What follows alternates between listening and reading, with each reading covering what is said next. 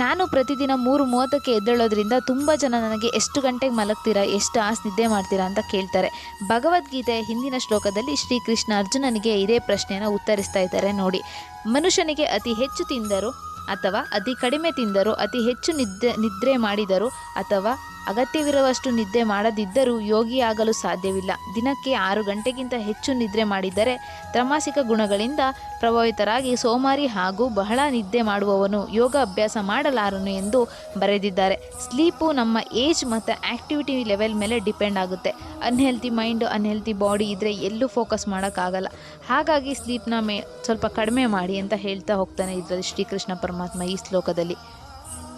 ನಾನು ತುಂಬಾ ನಿದ್ದೆ ಮಾಡ್ತಾಯಿದ್ದೆ ಮತ್ತು ಬೆಳಗ್ಗೆ ಏಳೋದು ಲೇಟ್ ಕೂಡ ಮಾಡ್ತಾಯಿದ್ದೆ. ಇವಾಗ ಮಾರ್ನಿಂಗ್ ಎದ್ದೇಳಕ್ಕೆ ಸ್ಟಾರ್ಟ್ ಮಾಡಿದ್ದೀನಿ, ಸಖತ್ ಆ್ಯಕ್ಟಿವ್ ಆಗಿರ್ತೀನಿ ಅಂತ ನನಗೆ ಅನಿಸ್ತದೆ. ಆಮೇಲೆ ನೆಗೆಟಿವಿಟಿ ಮೈಂಡು, ನೆಗೆಟಿವ್ ಆಗಿ ಥಿಂಕ್ ಮಾಡೋ ಮೈಂಡ್ ಎಲ್ಲ ಕಡಿಮೆ ಆಗಿದೆ. ಬಾಯ್ ನೆಕ್ಸ್ಟ್ ವೀಡಿಯೋದಲ್ಲಿ ಸಿಗ್ತೀನಿ ನಾನು ನಿಮಗೆ.